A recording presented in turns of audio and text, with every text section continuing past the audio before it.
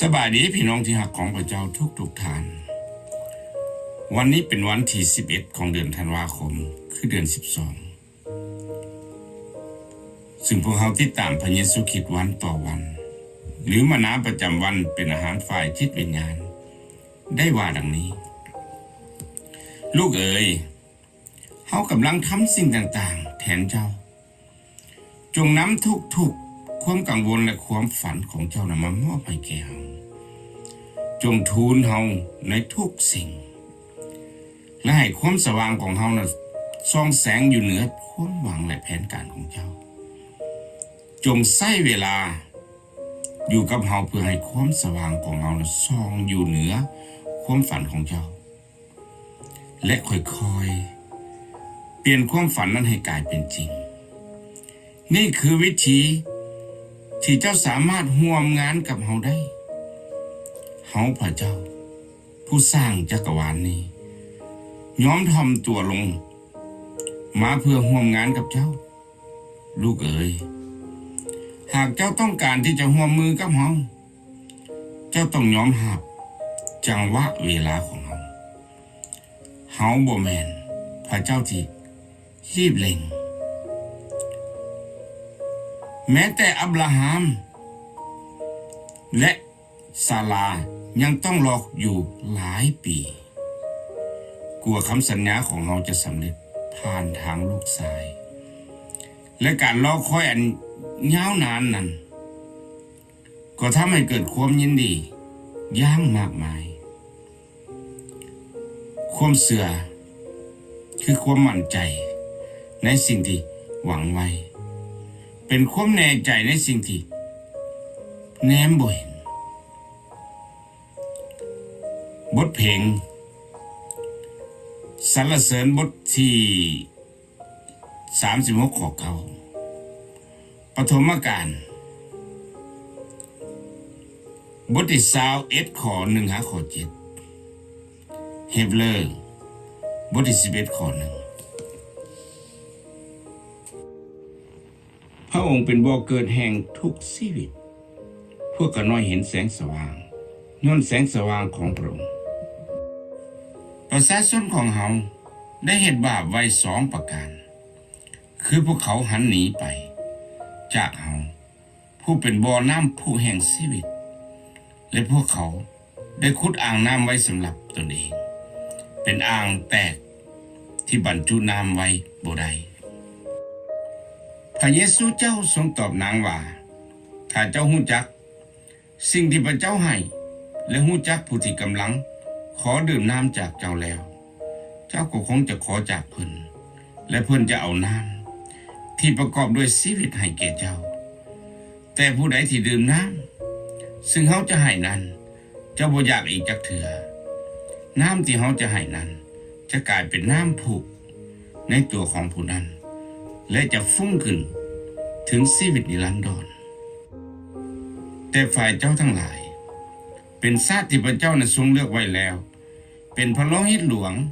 เป็นประชาชาติบริสุทธิ์เป็นพลเมืองของพระเจ้าเพื่อเจ้าทั้งหลายจะได้ประกาศพระบารมีของพระองค์ผู้ได้ทรงเอิ้นพวกเจ้าให้ออกมาจากความมืดเข้าไปสู่ความสว่างอันมหัศจรรย์ของพระองค์พระเจ้ายาเวห์ได้มาเยี่ยมยามนางซาราเหมือนดังที่พระองค์ได้กล่าวไว้และพระเจ้ายาเวห์ได้กระทำแก่นางซาราตามที่ทรงสัญญาไว้พระเจ้ายาเวห์ได้อวยพรนางฮันนาและนางได้มีลูกชายตื่มอีก3 คนและลูกสาว2 คนส่วนเด็กชายซามูเอลนั่นก็เติบใหญ่ขึ้นในการบูรบัตหับไส้พระเจ้ายาเวห์เฮาจะอวยพรนางให้มีลูกชายผู้หนึ่งและจะอวยพรนางให้เป็นแม่ของชนชาติทั้งหลายจนกษัตริย์หลายคนจะมาจากเชื้อสายของนางแต่พระเจ้าได้กล่าวว่าบ่แม่นซาราเมียของเจ้าเองที่จะเกิดลูกชายให้เจ้าและจงใส่ชื่อเด็กนั้นว่าอิสาเฮาจะรักษาพันธสัญญาของเฮาไว้กับเราและกับเชื้อสายของเราตลอดไป มันเป็นพันธสัญญาอันตลอดไปแต่เฮาจะรักษาพันธสัญญาของเฮากับอิสากลูกชายของเจ้าผู้ที่จะเกิดจากซาลาในท้ายปีหน้าระหว่างฤดูนี้ผู้หนึ่งใน3 คนว่าอีก9 เดือนเขาจะกลับมาและซาลาจะมีลูกชายคนหนึ่งนางซาลายืนฟังอยู่ใกล้ประตูเข้าเต็นท์ข้างหลังผัวของตนมีหยังแดยากสำหรับพระเจ้ายาเวบ่ตามที่เขาบอกเจ้าแล้วในระหว่าง9 เดือนเขาจะกลับมาอีกและซาลาจะมีลูกชายผู้หนึ่งลูกชายของเพิ่นผู้ที่ได้จากหญิงคอยขานั้นเกิดตามธรรมดาแต่ลูกชายของเพิ่นผู้ที่ได้จากหญิงที่บ่เป็นคอยขานั้นแม่นเกิดตามพระสัญญาบัดนี้พี่น้องทั้งหลายของเฮาเอ๋ยพวกเจ้าก็เป็นลูกๆของพระเจ้าตามพระสัญญาเหมือนดังอิสาคนางได้ตั้งท้องและเกิดลูกชายผู้หนึ่งให้แก่อับราฮัมเมื่อเพิ่นเฒ่าแก่แล้วเด็กชายนั้นเกิดมาตามเวลาที่พระเจ้าได้กำหนดไว้และพระเจ้าก็ให้อับราฮัมเฮ็ดพิธีตัดเพื่อเป็นเครื่องหมายแห่งพันธสัญญาดังนั้นอับราฮัมผู้เป็นพ่อจึงเฮ็ดพิธีตัดให้อิสาคในวันที่8หลังจากที่เราได้เกิดมาอิสาคได้เฮ็ดพิธีตัดให้ยาโคบและยาโคบได้เฮ็ดพิธีตัดให้ลูกชาย12 คนของตนคือบรรพบุรุษแห่งเสื้อชาติของพวกเขาตามที่มีเขียนไว้ว่าอับราฮัมมีลูกชาย2 คนคนหนึ่งเกิดจากหญิงคอยฆ่าและอีกคนหนึ่งเกิดจากหญิงที่บ่เป็นคอยฆ่าเพราะเพิ่นมีความเชื่อแบบนี้เพิ่นจึงมีกำลังให้บังเกิดเสื้อสาย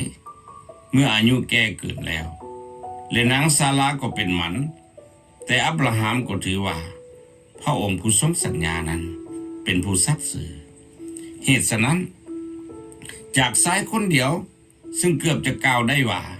เหมือนคนที่ตายแล้วนั้นก็มีผู้สืบเสื้อสายเกิดมาอย่างหลวงหลาย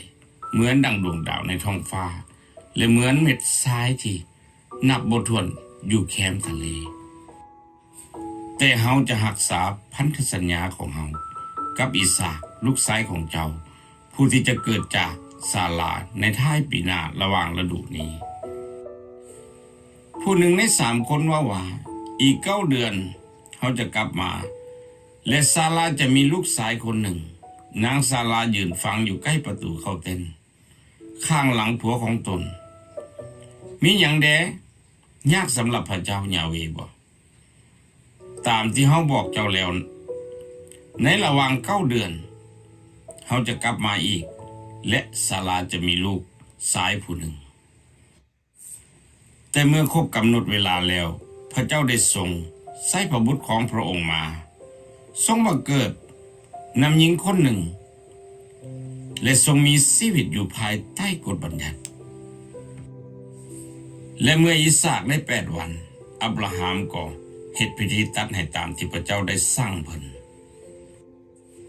แต่พระเจ้าได้กล่าวว่าบ่แม่นซาลาเมียของเจ้าเองที่จะเกิดลูกชายให้เจ้าและจงใส่ชื่อเด็กนั้นว่าอิสาคเฮาจะรักษาพันธสัญญาของเฮาไว้กับเราและกับเสื้อสายของเราตลอดไป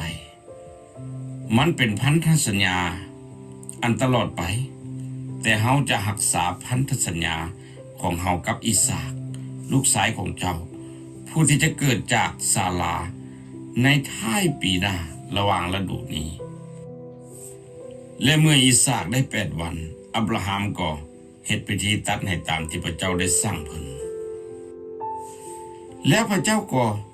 ให้อับราฮัมเฮ็ดพิธีตัดเพื่อเป็นเครื่องหมายแห่งพันธสัญญาดังนั้นอับราฮัมผู้เป็นพ่อจึงเฮ็ดพิธีตัดให้กับอิสาคในวันที่8หลังจากที่เราได้เกิดมาอิสาค ได้เฮ็ดพิธีตัดให้ยาโคบและยาโคบได้เฮ็ดพิธีตัดให้ลูกชาย12 คนของตนคือบรรพบุรุษแห่งเชื้อชาติของพวกเขานี่คือพันธสัญญาของเฮาที่มีต่อเจ้ากับเชื้อสายของเจ้าต้องรักษาคือให้ผู้ชายทุกคนจะต้องเฮ็ดพิธีตัดผู้ชายทุกคนเมื่อเขาอายุได้8 วันให้เฮ็ดพิธีตัดรวมทั้งคนหับไส้ผู้เกิดในครอบครัวของเจ้าและผู้ที่ถือซื้อมาจากชาวต่างดาวการกระทำเช่นนี้จะแสดงถึงพันธสัญญาระหว่างเจ้ากับเฮาในมื้อที่8เด็กน้อยผู้นี้จะต้องหับพิธีตัดเมื่ออิสาคเกิดมาอับราฮัมอายุได้100 ปีเมื่ออับราฮัมอายุได้99 ปีพระเจ้ายาเวห์ได้ปรากฏแก่เพิ่นและกล่าวว่าเฮาเป็นพระเจ้าองค์ทรงฤทธิ์อำนาจยิ่งใหญ่จงเชื่อฟังเฮาและประพฤติแต่สิ่งที่ชอบธรรมอับราฮัมก้มขาบลงยิ้มอยู่ในใจและว่าคนอายุ100 ปีแล้วจะมีลูกได้จังไดและซาราก็อายุ90 ปีแล้วนางยังจะมีลูกได้อยู่บ่และซาราว่าพระเจ้าให้ข่อยสมสื่นยินดีและหัวเราะทุกคนที่ได้ยินเรื่องนี้ก็จะหัวเราะน้ำข่อยแล้วพระเจ้ายาเวห์ก็ถามอับราฮัมว่าเป็นหยังซาราจึงหัวขวัญและกล่าวว่าเฮาจะมีลูกแท้บ่ในเมื่อเฮาแก่ตัวลายแล้วพวกข้าน้อยหัวเราะอย่างบ่หยุดบ่เศร้าทั้งส่งเสียงดัง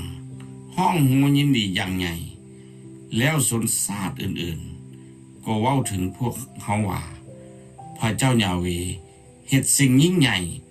ให้พวกเขาแล้วเยรูซาเล็มเอ๋ยเจ้านั่นเป็นดังหญิงเป็นหมันแต่บัดนี้จงห้องลำทำเพลงยินดีกันเถิดบัดนี้เจ้าจะมีลูกตื่มอย่างลวงหลายลื่นกว่าหญิงผู้ที่ผัวบ่เคยหนีปะจักเถื่อพระเจ้ายาเวห์กล่าวดังนี้แหละเมื่อเพื่อนบ้านใกล้เคียงกับญาติพี่น้องของนางได้ยินว่าองค์พระผู้เป็นเจ้าได้ให้ความเมตตาปราณีแก่นางย่างหลวงหลายพวกเขาต่างก็สมสื่นยินดีนำนา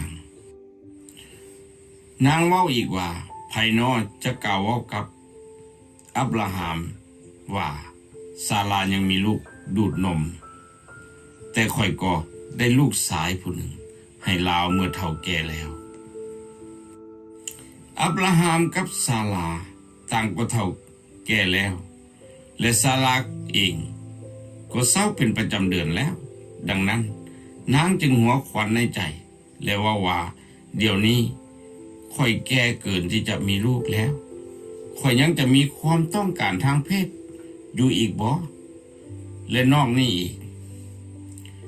ผัวของข่อยก็แก่ตัวแล้วด้วยอันหนึ่งความเสื่อคือความแน่นอนใจในสิ่งที่เฮาหวังไว้เป็นความตายใจถึงสิ่งที่ยังบ่ทันเห็นกับตาเหตุว่าเฮาทั้งหลายได้พ้นนั้นก็เพราะโดยความหวังนี้แต่ความหวังในสิ่งที่ตาเห็นอยู่สิ่งนั้นก็บ่เป็นความหวังอันแท้จริงด้วยว่าผู้ใดแดยังจะหวังในสิ่งที่ตนเห็นอยู่แล้วเพราะว่าพวกเขาบ่ได้ปักใจใส่ในสิ่งที่ตาเห็นอยู่แต่ในสิ่งที่ตาบ่เห็นด้วยว่าสิ่งที่ตาเห็นอยู่นั้นก็เป็นของชั่วคราวแต่สิ่งที่ตาบ่เห็นนั้นก็ดำรงอยู่ถาวรตลอดไปด้วยว่าพวกเขาดำเนินชีวิตตามความเชื่อบ่แม่นตามที่ตาเห็นพอโนอาห์มีความเชื่อแบบนี้พระเจ้าจึงทรงตักเตือนให้รู้ถึงเหตุการณ์ที่ยังบ่ปรากฏเพิ่นจึงย้ำเกรงและสร้างเรือ พื่อให้ครอบครัวของตนพ้นจากความตายด้วยเหตุนี้เพิ่นจึงตัดสินลงโทษใส่มนุษย์สโลกและได้กลายเป็นผู้รับมรดกคือความชอบธรรมซึ่งเกิดมาจากความเสื่อเพราะเพิ่นมีความเสื่อแบบนี้เพิ่นจึงได้ออกจากประเทศอียิปต์ไปโดยบ่ย่านกลัวต่อความโกรธร้ายของกษัตริย์ด้วยว่าเพิ่นได้มั่นใจเหมือนกับว่าจนได้เห็นพระเจ้าจิตาเห็นบ่ได้อาเมนขอพระเจ้าได้รับเกียรติขอพระเจ้าอวยพรพี่น้องทุกคน